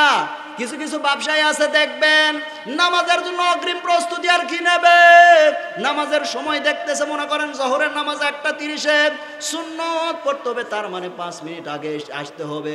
ও ঘড়ির দিকে চেয়ে দেখে 1:25 বাজে, তাড়াহুড়ো করে দরজায় তালা মেরে ওযু করে এসে নামাজের জন্য যখন দাঁড়িয়েছে, এবার মনের মধ্যে প্রশ্ন শুরু হয়ে গিয়েছে, কি রে এত তাড়াহুড়ো করে যে তালা মারলি, চাবি কই? কি চাবি কই? এবার আস্তে করে হাতটা ছেড়ে নে, ডান পকেটে হাত দিয়ে দেখো সাথে চাবি নাই। মনের মধ্যে তুলপার শুরু হয়ে গিয়েছে। আস্তে করে হাতটা গুটি নিয়ে বাম পকেটে হাত দিয়ে দেখতেছে না চাবি আছে। এরকম নামাজি আছে না নাই? এই জন্য নামাজ যখন পড়ব অগ্রিম প্রস্তুতি নিয়ে পড়ব ইনশাআল্লাহ। নামাজের মধ্যে মনোযোগ ফেরানোর জন্য 2 নাম্বার যেটি হচ্ছে নামাজে কি বলছেন তা বুঝতে হবে। আমরা তো এটাই সব থেকে বড় সমস্যা, নামাজের মধ্যে আমরা কি বলি সেটাই আমরা বুঝতে পারি না। এক মুসলমান নামাজ পড়ে, মসজিদের পাশ দিয়ে হিন্দু হেঁটে হেঁটে প্রত্যেকদিন যায়, যাবার সময় ওই ইমাম সাহেবের মুখে শুনেছে সামি আল্লাহু লিমান হামিদা। এইটা যখন শুনেছে, এটা শোনার পরে কি করেছে, হিন্দু লোকটা প্রত্যেকদিন শোনে, শোনার পরে হিন্দু লোকের মধ্যে মনের মধ্যে একটা প্রশ্ন, এই হামিদা মেয়েটা কার মেয়ে? হামিদা মেয়েটা কার মেয়ে? যার জন্য ইমাম সাহেব প্রত্যেকদিন দোয়া করে। লাস্টে একদিন বাধ্য হয়ে হিন্দু লোকটা একজন মুসলিমকে জিজ্ঞেস করছে, ভাই তোমাদের ইমাম সাহেব যে প্রত্যেকদিন ওই হামিদা নামের মেয়েটার জন্য দোয়া করে, আসলে ওটা কার মেয়ে? এবার ও মুসল্লি ডাক দিয়ে বলছে, আজ আমি গত 20 বছর যাবত নামাজ পড়তেছি, আমিও জানি না হামিদা মেয়েটা কার মেয়ে। আসলে এই হিন্দুর চিন্তার মুসল্লির চিন্তার মধ্যে কোনো ফারাক আছে? কোনো তফাৎ নাই, একই চিন্তা, কারণ সে নামাজটাকে বুঝতে পারে না। এই যদি নামাজ যদি বুঝতো, আপনি রুকুতে গিয়ে কি বলছেন সুবহান রাব্বিয়াল আযীম, আপনি রুকুর মধ্যে গিয়ে বললেন আমার সুমহান প্রতিপালক মহাপবিত্র, এরপরে সেজদার মধ্যে গিয়ে বলছেন সুবহান রাব্বিয়াল আলা, আমার প্রতিপালক সুমহান মহাপবিত্র ঘোষণা দিলেন আপনি। এরপরে নামাজের 2 সেজদার মাঝখানে আপনি পড়তেছেন আল্লাহুম্মা গফিরলি ওয়ারহামনি ওয়াহদিনি ওয়াফিনি ওয়ারযুকনি, আল্লাহুম্মা গফিরলি, হে আল্লাহ তাআলা আপনি আমাকে maaf করুন, আল্লাহুম্মা গফির ওয়ারহামনি, আমার প্রতি আপনি রহমত করুন, ওয়াহদিনি, আমাকে সঠিক দিন দান করুন, সঠিক বুঝ দান করুন, ওয়াফিনি, এরপর আপনি আমাকে নিরাপত্তা দান করুন, ওয়ারযুকনি, আমাকে রিজিক দান করুন। এইভাবে নামাজের মধ্যে আমরা যা যা বলতেছি এটা যদি বুঝতে পারতাম, নামাজের মধ্যে মনোযোগ থাকতো কিনা? আমার মুসলমান ভাইয়েরা, তাহলে নামাজের মধ্যে যা বলতেছে এটা বুঝতে হবে। এটা গেল 2 নাম্বার আমল। নামাজের মধ্যে 3 নাম্বার আমল হচ্ছে নামাজের মধ্যে বাধা সৃষ্টি করে এমন জিনিস আগে থেকেই সরিয়ে ফেলতে হবে। আগে থেকে নামাজের মধ্যে যেমন বাধা সৃষ্টি করে মোবাইল, কি সৃষ্টি করে? মোবাইল। মোবাইল আসিল কি দোলা লাগিল, পড়ালেখায় মন বসেন। আচ্ছা, এখন পড়ালেখায় মন কি বসবেন, এখন নামাজের মধ্যেই মন ঢোকে না, কথা বলেন ঠিক কিনা? কিছুদিন পূর্বে এক মসজিদের মধ্যে নামাজের জন্য গিয়েছিলাম, আসরের সালাত, ও সাথে পেছনে কে যেন মোবাইল চার্জে দিয়েছে, ওই যে ইটের সাইজের যে মোবাইল, এই মোটা সাইজের এক মোবাইল, ও সাথে ফোন সাইলেন্ট করে নাই, চার্জে দিয়ে রেখেছে পেছনে। ইমাম সাহেব নামাজ শুরু করে দিয়েছে, এমন সময় পেছনে বাজতে শুরু করে দিয়েছে, রিংটোন কে যেন ফোন দিয়েছে, রিংটোন বাজতে শুরু করে দিয়েছে, ভালোবাসার মতো ভালোবাসলি তারে কি গো ভোলা যায়। নামাজ থাকবে, বাধ্য হয়ে ইমাম সাহেব নামাজ ছেড়ে দিলেন, ফোন সাইলেন্ট করে আবার নামাজ শুরু করলেন। তার মানে বর্তমান নামাজের মধ্যে সব চাইতে বেশি যেটা ডিস্টার্ব করতেছে সেটা হলো মোবাইল। সেটা কি? মোবাইল সব থেকে বেশি ডিস্টার্ব করতেছে। তাহলে 1 নম্বরে মোবাইলটাকে অফ করবেন অথবা সাইলেন্ট করে ফেলবেন। আমার মুসলমান ভাইয়েরা, এরপরে ওযু ইস্তেনজা যদি লাগে ইস্তেনজা সারবেন, নাকি আগে ওযু করবেন এরপরে ইস্তেনজা সারবেন? কোনটা? আগে ইস্তেনজা সারতে হবে, এরপরে ওযু করতে হবে। হাদিসের মধ্যে এটাও এসেছে, ওলামায়ে কেরামগণ এটাও মতামত দিয়েছেন যে যদি তোমার চাপ লাগে আগে চাপ সারো, এরপরে নামাজে দাঁড়াবে, কারণ চাপ নিয়ে এসে নামাজে দাঁড়ালে নামাজের মধ্যে মনোযোগ আসবে। আল্লাহ নবী আমাদেরকে কি শিখালেন? আল্লাহ রাসূল সাল্লাল্লাহু আলাইহি সাল্লামকে একজন ব্যক্তি একটা কাপড় উপহার দিয়েছেন, তিনি নামাজে দাঁড়িয়েছেন, নামাজ পড়তেছে, এমন সময় নামাজ তিনি ছেড়ে দিলেন, ডাক দিয়ে বলছেন সাহাবীরে কাপড়টা সরিয়ে ফেলো, কারণ এই কাপড়ের চাকচিক্য আমার নামাজের প্রতি মনোযোগ নষ্ট করে ফেলতেছে। আগে কাপড়টা সরালেন, এরপরে তিনি নামাজ শুরু করলেন। তার মানে বোঝা গেল নামাজে যখন দাঁড়াবো নামাজের প্রতি মনোযোগ নষ্ট হবে, এই জিনিসগুলো আগে সরিয়ে ফেলার দরকার মুসলমান আছে না নাই? আমার মুসলমান ভাইরা, তাহলে গেল 3 নাম্বার, নামাজের মনোযোগে বাধা হয় এমন জিনিসগুলো আগে থেকে সরিয়ে ফেলা। আমার মুসলমান ভাইয়েরা, 4 নাম্বার, নতুন নতুন সূরা তেলাওয়াত করার দরকার আছে না নাই? আমরা নতুন নতুন সূরা কি তেলাওয়াত করব? আমরা কোরআনই পড়ি না, সপ্তাহে কোরআন খুলে দেখি না। যারা রিপোর্ট বই লেখেন, যাদের কাছে রিপোর্ট বই আছে, যারা লেখেন তারা বুঝবেন। যাদের কাছে রিপোর্ট বই আছে তারাও হিসাব করে দেখবেন আপনার প্রতি মাসে কতগুলো আয়াত আপনি তেলাওয়াত করেছেন, কত পারা আপনি তেলাওয়াত করেছেন। আপনি নিজে হিসাব মিলিয়ে দেখবেন আপনার প্রত্যেক দিন কোরআন তেলাওয়াত আছে কিনা, আপনি এটা মিলিয়ে দেখবেন। মুসলমান হিসেবে প্রত্যেক দিন কোরআন তেলাওয়াতের দরকার আছে না নাই? আমার মুসলমান ভাইয়েরা, তাহলে নতুন নতুন সূরা তেলাওয়াত করবেন। মনোযোগ কম আসবে না বেশি আসবে? বেশি আসবে। 5 নম্বরে নামাজের মধ্যে ধীরস্থিরতা আনতে হবে। এখন তো আমরা নামাজ ধীরস্থিরতার সাথে পড়ি না। নামাজ যখন পড়ি, নামাজ পড়তে নিয়া মুরগি যেমনি খায় ঠক ঠক ঠক ঠক করে, অমনি ভাবে সেজদা দিয়ে আমরা দৌড় মারি। সেদিন এক ছেলে এত জোরে নামাজ পড়েছে, ডাক দিয়ে বললাম তুমি এত জোরে নামাজ পড়লে কি করে? বলছে হুজুর কারেন্ট দিয়ে নামাজ পড়েছি। কি দিয়ে? কারেন্ট দিয়ে নামাজ পড়েছে। আমার মুসলমান ভাইয়েরা, এত জোরে নামাজ পড়ে যেন মনে হয় দোয়া দরুদ পড়তে পড়তে এসেছে, শুধু রুকুরে সেজদা করবে, বাকি দোয়া দরুদ যেতে যেতে পড়বে। এরকম ভাবে নামাজ পড়ে কিনা? এইটা নামাজের সিস্টেম নয়। নামাজের মধ্যে ধীরস্থিরতা আনতে হবে, ধীরস্থিরতার সাথে নামাজ পড়তে হবে, তাহলে নামাজের মধ্যে মনোযোগিতা বাড়বে। 6 নম্বরে নামাজের মধ্যে যদি মনোযোগ আনতে চান, নামাজের মধ্যে আল্লাহর সাথে কথা বলার নিয়ত করার দরকার আছে না নাই? আপনি যখন কোরআন তেলাওয়াত করেন, এটা তেলাওয়াত শুধু তেলাওয়াত নয়, আল্লাহ রাব্বুল আলামিন, এই আল্লাহ রাব্বুল আলামিনের কালাম দিয়ে যখন আমরা নামাজ পড়ি, তাহলে নামাজের মধ্যে মনোযোগ আনার জন্য আপনি কি করবেন? নামাজের মধ্যে মনোযোগ যখন আনবেন, আনার জন্য অবশ্যই আপনাকে কি করতে হবে? আল্লাহর সাথে কথা বলার নিয়ত করতে হবে। আপনি যখন সূরা ফাতিহা তেলাওয়াত করেন, তখন কি হয়? আপনি বলেন আলহামদুলিল্লাহি রাব্বিল আলামিন, আল্লাহ পাক তখন উত্তর দেন হামিদানি আব্দি। আপনি যখন বলেন আর রহমানির রহিম, আল্লাহ পাক তখন বলেন আসনা আলাইয়া আব্দি। আপনি যখন বলেন মালিকি ইয়াউমিদ্দিন, তখন আল্লাহ পাক জবাব দেন মাজ্জাদানি আব্দি। এইভাবে আপনি যত তেলাওয়াত করবেন, আল্লাহ পাক প্রত্যেকটা কথার উত্তর দিতেছেন। পড়েন সুবহানাল্লাহ। নামাজের মধ্যে এই আল্লাহর সাথে কথা বলার, এই যে মনের মধ্যে তৈরি করা, এইটা মানসিকতা মনের মধ্যে আনতে হবে, তবে আপনি নামাজের মধ্যে মনোযোগ ফিরাতে পারবেন। আল্লাহর নবীর সাহাবীদের নামাজ কেমন ছিল দেখেন। আল্লাহর নবী হযরত আবু বকর এবং ওমরকে তদন্ত করার জন্য একদিন আল্লাহর নবী গেলেন। আমার আবু বকর নামাজ পড়ে কিনা, আমার ওমর নামাজ পড়ে কিনা, রাত জেগে কি রাতে শুধু ঘুমায় নাকি নামাজও পড়ে, এই তদন্ত করার জন্য যখন গেলেন, তদন্ত করতে গিয়া তিনি কি করলেন? দেখতে পেলেন হযরত আবু বকর রাদিয়াল্লাহু তাআলা আনহু তিনি নামাজের মধ্যে দাঁড়িয়ে আছেন, কিন্তু নামাজের মধ্যে তেলাওয়াত আস্তে আস্তে করতেছেন। পরবর্তীতে চলে গেলেন ওমরের বাড়িতে, গিয়ে দেখতেছেন ওমর রাদিয়াল্লাহু তাআলা আনহু তেলাওয়াত করতেছেন, নামাজ পড়তেছেন, কিন্তু ওমর রাদিয়াল্লাহু তাআলা আনহু জোরে জোরে তেলাওয়াত করতেছেন। আল্লাহর নবী দুজনের জন্য দোয়া করলেন। পরের দিন ফজরের সালাত আদায় করার পরে আল্লাহর নবী দুজনকে ডাক দিয়ে বললেন, ওহে সাহাবীরা শোনো, তোমাদের কাছে আমি জানতে চাই, গত রাত্রিতে আমি তোমাদের দুজনের বাড়িতে গিয়েছিলাম। আবু বকর ডাক দিয়ে বলছেন, রাসূল গো কখন গিয়েছিলেন? আমরা তো টের পাই নাই। বেয়াদবি নেবেন না, মাফ করে দেবেন। আল্লাহ নবী ডাক দিয়ে বললেন, আবু বকর এত অস্থির হওয়ার কোনো কারণ নেই। আমি গিয়েছিলাম তোমাদেরকে তদন্ত করার জন্য।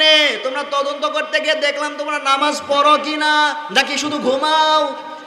আমি গিয়ে দেখতে পেলাম তুমি কি করো আবু বকর, তুমি নামাজ আদায় করো, কিন্তু নামাজের মধ্যে তেলাওয়াত কেন আস্তে করতেছিলে? হযরত আবু বকর বললেন, ইয়া রাসূলুল্লাহ, ইয়া হাবিবাল্লাহ, আমার মূল উদ্দেশ্য হচ্ছে আল্লাহকে শোনানো। আমার উদ্দেশ্য হাসিল হয়ে গিয়েছে, এই জন্য আমি ধীরে ধীরে তেলাওয়াত করতেছি। এবার ওমরকে জিজ্ঞেস করছেন, ওমর তুমি কেন জোরে তেলাওয়াত করলে? ওমর রাদিয়াল্লাহু তাআলা আনহু বলছেন, ইয়া রাসূলুল্লাহ, ইয়া হাবিবাল্লাহ, আমার নামাজ পড়ার উদ্দেশ্য হচ্ছে আল্লাহকে খুশি করা, কিন্তু এই মাঝখান দিয়ে একটা উদ্দেশ্য রয়েছে, সেটা হলো আমি যদি জোরে জোরে তেলাওয়াত করি, তাহলে আমার তেলাওয়াত শুনে আমার পরিবারের সদস্যরা, আমার পাড়া প্রতিবেশীরা আমার সঙ্গে উঠে উঠে তারাও আমার সঙ্গে তাহাজ্জুদের নামাজ পড়বে। পড়েন সুবহানাল্লাহ। আমার মুসলমান ভাইয়েরা, সাহাবায়ে কেরামগণ এভাবে নামাজ পড়তেন। তাদের মনের মধ্যে সাক্ষাৎ থাকতো, দিল থাকতো এটাই যে তারা আল্লাহর সাথে কথা বলতেছে। কার সাথে কথা বলতেছে? আল্লাহর সাথে কথা বলতেছে। এই মানসিকতা নিয়ে যদি নামাজ পড়তে পারেন, নামাজের মধ্যে মনোযোগ আসবে কিনা? অবশ্যই আসবে। এরপরে 7 নম্বরে নিজেকে ভর্ৎসনা করে দেবেন। আপনি যখন নামাজে দাঁড়িয়েছেন, মনের মধ্যে অহংকার রাখা যাবে না। আল্লাহর সামনে যখন দাঁড়াবেন, মনে রাখবেন আপনার সামনে আল্লাহ দাঁড়িয়ে আছেন। আপনি যখন সেজদায় যাবেন, আল্লাহ নবী বলছেন, ও হে সাহাবীরা, তোমরা কি জানো নাকি কোন সময় আল্লাহ আর বান্দার মধ্যে ফাঁকা থাকে না? সাহাবায়ে কেরামগণ বললেন, আল্লাহু ওয়া রাসূলুহু আলাম, আল্লাহ এবং রাসূলগণ ভালো জানেন। এবার রাসূল সাল্লাল্লাহু আলাইহি সাল্লাম বলছেন, শোনো, যখন বান্দা সিজদার মধ্যে থাকে, তখন বান্দার আল্লাহর মধ্যে কোনো ফাঁক থাকে না, সরাসরি সিজদাটা আল্লাহর কদমেই দিয়ে দেয়। পড়েন সুবহানাল্লাহ। আমার মুসলমান ভাইরা, এইভাবে নিজেকে ভর্ৎসনা করতে হবে। নামাজের সিজদার মধ্যে যখন যাবেন, মনের মধ্যে চিন্তা থাকতে হবে যে আপনি আল্লাহর কদমে সিজদা দিতেছেন। আমার মুসলমান ভাইরা, আল্লাহর কদমে সিজদা দিতেছেন, এই মানসিকতা নিয়ে যদি নামাজ পড়তে পারেন, তাহলে নামাজের মধ্যে অবশ্যই মনোযোগ কম আসবে না, বেশি আসবে। আল্লাহর নবী একদিন মসজিদে নববীতে বসে আছেন। এমন সময় হযরতে জিবরিল আমিন আসলেন। আসার পরে বলছেন, ইয়া রাসূলুল্লাহ, ইয়া হাবিবাল্লাহ, সালাম দিলেন, আসসালামু আলাইকা ইয়া রাসূলুল্লাহ, আল্লাহর পক্ষ থেকে সালাম গ্রহণ করুন। আর আপনার প্রাণপ্রিয় সাহাবী আবু বকরকেও সালাম জানিয়েছেন। আল্লাহ পাক করেন সুবহানাল্লাহ। আমার মুসলমান ভাইয়েরা, আল্লাহর নবীর প্রাণপ্রিয় সাহাবী হযরত আবু বকরকে সালাম দেওয়ার কথা শুনে আল্লাহর নবী ডাকতে বলেন, ওরে জিবরিল আমিন ভাই, আমার আবু বকর কি এমন আমল করেছে যে আমল করার কারণে আল্লাহ পাক সালাম জানিয়েছেন? আল্লাহর নবী এমন কথা বলার সাথে সাথে জিবরিল আমিন বললেন, ইয়া রাসূলুল্লাহ, ইয়া হাবিবাল্লাহ, আপনি যেমন জানেন না, আমি আবু বকর তেমন কিছু জানি না, তবে আপনি তদন্ত করে দেখতে পারেন। আমি জিবরিল আমিনও জানি না, আপনি তদন্ত করে দেখতে পারেন আপনার আবু বকর কি এমন আমল করেছে যে আমল করার কারণে আল্লাহ পাক সালাম জানিয়েছেন। তদন্তের দায়িত্বটা আল্লাহ নবী অন্য কাউকে দিলেন না। তদন্তের সম্পূর্ণ দায়িত্বটা আল্লাহ রাসূল সাল্লাল্লাহু আলাইহি সাল্লাম নিজেই নিয়ে নিলেন। আল্লাহ নবী আবু বকরকে তদন্ত করে গিয়ে দেখেন, আবু বকর রাদিয়াল্লাহু তাআলা আনহু রাতের বেলা সিজদায় পড়ে পড়ে কাঁদতেছেন। আল্লাহ নবী পরের দিন ফজরের সালাত আদায় করে বললেন, ওরে আবু বকর, গত রাত্রিতে আমি তোমাকে দেখলাম সিজদার মধ্যে পড়ে ফুবায় কাঁদতেছিলে, এটা কেন কাঁদতেছিলে? সঙ্গে সঙ্গে আবু বকর বললেন, ইয়া রাসূলুল্লাহ, ইয়া হাবিবাল্লাহ, যখন আমি বিছানায় পিঠ লাগাতে যাই, তখন যেন কে যেন আমার কানে এসে বলে যায়, ওরে আবু বকর, তুমি যে ঘুমাতে এসেছো, তুমি কি জানো এই ঘুমটাই যদি তোমার জীবনের শেষ ঘুম হয়, আর যদি তুমি চোখ না খোলো, সরাসরি যদি আল্লাহর সামনে দাঁড়িয়ে যাও, তুমি আল্লাহর সামনে কি জবাব দেবে? ইয়া রাসূলুল্লাহ, ইয়া হাবিবাল্লাহ, এই কথা যখন আমার কানে বাজতে থাকে, তখন আমি আর ঘুমাতে পারি না। সেখান থেকে উঠে সরাসরি আমি সিজদায় পড়ে কাঁদতে থাকি। আল্লাহর নবী ডাক দিয়ে বললেন, আবু বকর রে, তোমার এই আমলের কারণে রব্বুল আলামিন এত বেশি খুশি হয়েছেন যে আরশ আজিম থেকে তোমাকে সালাম জানিয়েছেন। পড়েন সুবহানাল্লাহ। আমার মুসলমান ভাইয়েরা, সংক্ষিপ্তভাবে বলছি। 2 নম্বরে বলেছিলাম মুহাসাব তথা মনোযোগহীন নামাজি। 3 নম্বর নামাজি মুকাফফার আনহু, কোন মত জাহান্নাম থেকে বেঁচে যাবে, এটা হলো 3 নম্বর নামাজি। 4 নম্বর নামাজি হচ্ছে মুসাব নামাজি তথা আল্লাহর কোরআনে ঘোষিত সর্বঘোষিত যত পুরস্কার আছে সমস্ত পুরস্কার সে হাসিল করবে। পড়েন সুবহানাল্লাহ।